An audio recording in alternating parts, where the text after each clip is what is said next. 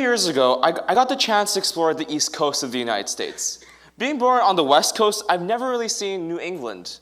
I've never really seen seagulls stealing lobster rolls, so my family and I decided to go there and check it out. It was during this trip where I woke up at a hotel in a small town filled with Trump election signs in Danbury, Connecticut. As I walked down the old carpet stairs to the lobby, the distinct sound of Fox News was playing loud and clear. The great sound of Fox and Friends ranting ringing in my ears at 7 a.m. in the morning.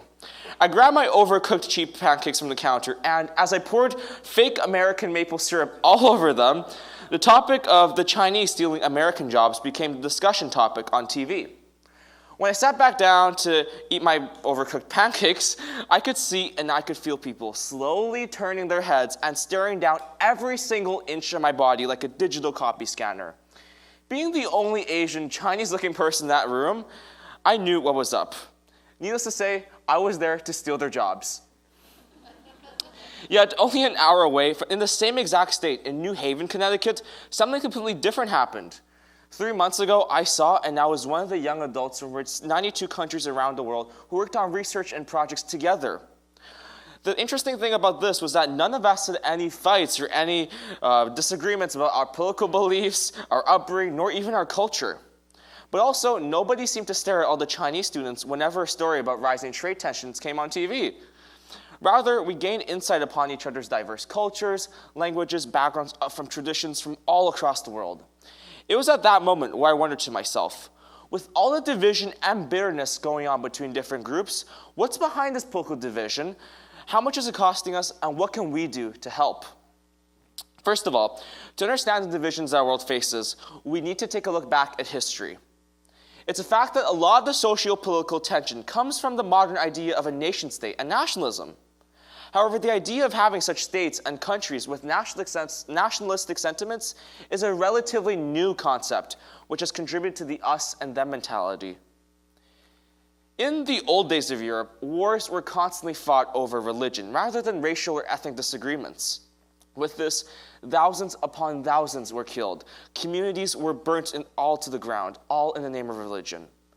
At last, after hundreds of years, the peace was finally settled in the Peace of Westphalia in 1648, and with it, religious tensions went away. But the modern idea of a nation-state was born.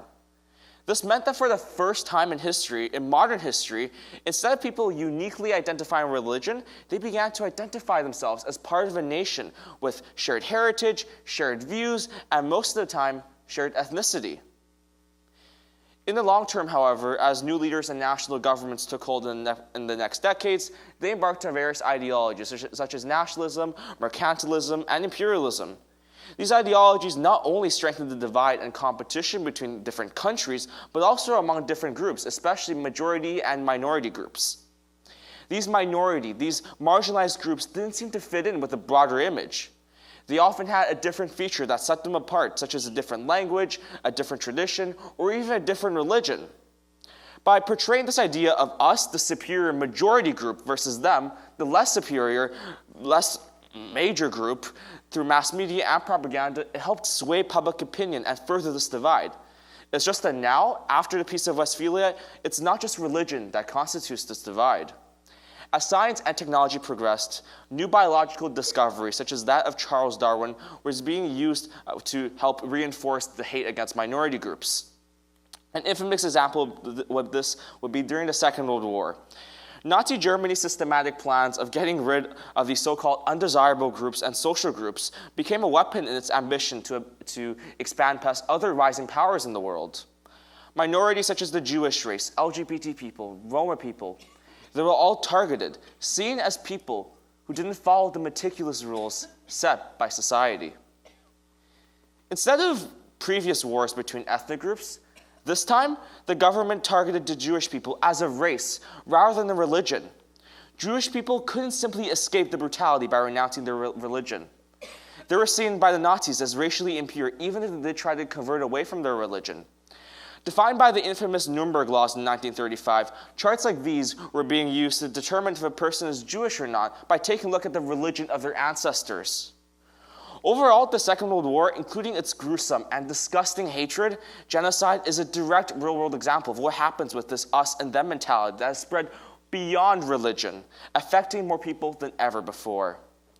No longer could you simply convert your religion to join the majority group, to find safety in life. But now, the pigment on your skin, the type of family you're born into, or even how you're born became targets of hatred and war crimes alike. Socio-political divides based off of these factors other than religion have set a new precedent for the divisive world that we live in today. This brings us to today, where the barriers and stigmas have such a negative social, political, and cultural effect on our globalized world. Yet, few realize the fact that we pay for these barriers in unexpected ways. It's a hidden cost that few are willing to take a look at, nor even acknowledge or change. As a society, we often get balled up talking about economic policy, immigration policy, or even global trade policy. But we never seem to realize the amount of potential that we can have without these political divides. A suitable example of this would be the United States today. To the south of our border, Americans are facing an unprecedented rise in division following the 2016 presidential election. According to a report by the Center of the Study of Hate and Extremism at the California State University in San Bernardino, hate crime is rising in 10 major U.S. cities for the 5th consecutive year.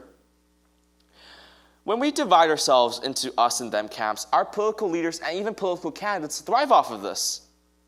A recent wave of populism has been sweeping across the world and set sail predominantly in Europe and the United States.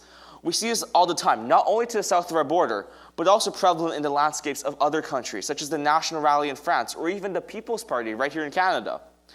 These populist candidates, they seem to propagate themselves with the use of different styles of rhetoric against the other group, which furthers the division and divide in our countries. These candidates typically cast their opponents as immoral, traitors, or even corrupt. To add salt onto the wound, because of them refusing to accept one another, members of these polarizing sides must put a deep amount of trust into the media that they consume. No matter if you're a left-wing socialist or a right-wing traditional conservative, the media choices that we make contribute to whether or not we believe these ideas are legitimate or illegitimate. News networks alike keep stroking our egos of their audiences and stops us from looking at issues from a critical perspective. We become sheep, essentially. All in all, it creates us and them camps, which are extremely dangerous to all of us, no matter if you're on the left or the right, or even in the center. This is extremely evident, even according to a new journal by Dr. Jennifer McCoy from California State University, which cited numerous pieces of evidence from over 11 countries. They all agree with the fact that these political divides, like the ones we see in the United States, are fueling partisanship and violence and extremism. As these divides grow, people become much more polarized. Masses of people start turning to much more extreme ideologies, much more radical ideologies, such as that on the far right, the alt-right, or even the far left. Such polarization causes so much animosity among a population, and as a result, it severely weakens not only our democracies, but also our democratic institutions alike across the world. Now, why is this important to any one of us? This is important and jarring, especially in our globalized world today. Not only are the world's democracies affected by this, but countries, businesses, individuals like you and I feel this effect every single day, economically and socially. If our society becomes much more divisive, much more extremist, how can we expect to grow as an entire country? With our egos being stroked by our preferred media sources that tells us exactly what we want to hear and demonizes the other side, we only see the other side as illegitimate. Once our representative bodies are filled with two opposing sides, it's obvious that we can't seem to get anything done with such polarization. And even yet in our fast-changing world, it's important for all of us to have a government that works actively, that works effectively to make laws and to make important social, trade, and political decisions. That brings us to where we are now, where these barriers are encroaching rapidly on the world's societies.